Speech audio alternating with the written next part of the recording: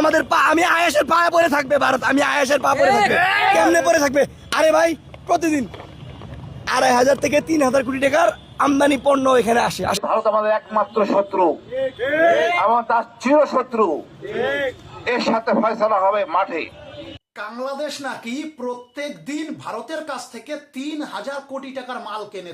2.5 থেকে 3,000 কোটি টাকার মাল বাংলাদেশ প্রতিদিন ভারতের কাছ থেকে কেনে। আমি একটা কথা বলতে চাই ভাই, বাংলাদেশ 3,000 কোটি টাকা মানে বুঝিস? প্রতিদিন তুই 3,000 কোটি টাকার মাল ভারতের কাছ থেকে কিনিস। 1,000 কোটি টাকা বাপের জন্মে চোখে দেখেছিস? চোখে দেখেছিস? আর এই যে বললি আত্মা কেলানে যে ভারত চিরশত্রু, খেলা হবে ময়দানে, মাঠে খেলা হবে। আয়, তোদের বাবা পাকিস্তান মাঠে খেলতে এসেছিল, কেলিয়ে কলাবাগানে পাঠিয়ে দিয়েছে আমাদের ভারতীয় সেনারা অপারেশন সিঁদুর করে। ঘরের মধ্যে গিয়ে কেলিয়েছে তোদের বাবাকে, ঘরের মধ্যে গিয়ে কেলিয়েছে তোদের বাবা পাকিস্তানকে। আর তোরা বলছিস ভারতের সঙ্গে খেলা হবে মাঠে। একটা চুলো ছিটতে পারবি না ভারতের। আমি তো আগেই বলেছি ভারতবর্ষের সেনার কোনো প্রয়োজন হবে না বাংলাদেশকে কেলানোর জন্য। ভারতবর্ষের পশ্চিম বাংলায় যতগুলো সিভিক পুলিশ আছে সেগুলো শুধু ময়দানে নামিয়ে দেবো, তাতেই কেলিয়ে কলাবাগানে পাঠিয়ে দেবে বাংলাদেশকে। বুঝতে পেরেছিস? আর এই বারবার বলিস বাংলাদেশের 18 কোটি মানুষ প্রস্তুত আছে ভারতকে কেলানোর জন্য। আতা কেলানে ভারতবর্ষের 150 কোটি লোক, 150 কোটি। আর এই 150 কোটি লোক শুধু নিজের চটিগুলো খুলে ছুঁড়ে মারবে, শুধু নিজের চটিগুলো খুলে ছুঁড়ে মারবে বাংলাদেশে।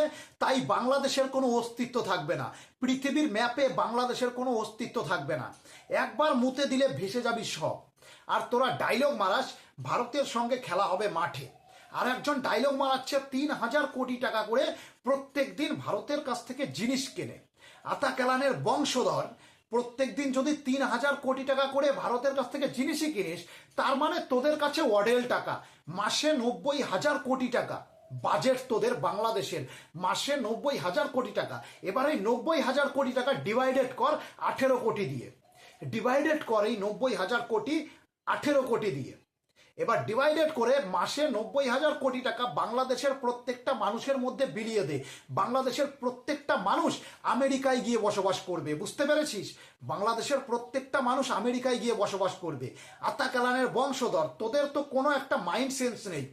মানে তোরা যে হিসাব করবি, হিসাব করার ক্ষমতাও তো তোদের নেই। কেননা তোরা পড়াশোনা তো করিসনি, মাদ্রাসা ছাপ, তোরা পড়াশোনা করিসনি, তোরা ভিখারি, সব কিছু তোরা। বুঝতে পেরেছিস? আতা কেলানে বাংলাদেশ। আমি শুধু একটা কথাই বলবো, এখনো সময় আছে, শুধরে যা। ভারত চিরশত্রু, ভারতের সঙ্গে খেলা হবে মাঠে। তোদের বাবা পাকিস্তান এখনো পর্যন্ত ভারতকে সালাম করে, এখনো পর্যন্ত নরেন্দ্র মোদীকে সালাম করে। পাকিস্তানের অধিকাংশ মানুষ এখন নরেন্দ্র মোদীকে ভালোবাসে, পাকিস্তানের অধিকাংশ মানুষ এখন ভারতকে ভালোবাসে। তোদের বাবা ভারতকে ভালোবাসে, আর তোরা ছেলে হয়ে, তোদের বাপের ছেলে হয়ে তোরা বেইমান হলি কিভাবে? তবুও তো ভারত তোদের সবসময় সাহায্য করে, ভারত তোদের পাশে সবসময় দাঁড়ায়। আর ভারত খারাপ হয়ে যায়, আর সবসময়ই ভারত খারাপ হয়ে যায়। আমি তো একটা জিনিসই ভারতবর্ষের মাননীয় প্রধানমন্ত্রী নরেন্দ্র মোদীকে বলতে চাই যে বাংলাদেশকে একসময় এমন কেলানো কেলাও, এমন কেলানো কেলাও যেন বাংলাদেশ আর জীবনে উঠে না দাঁড়াতে পারে।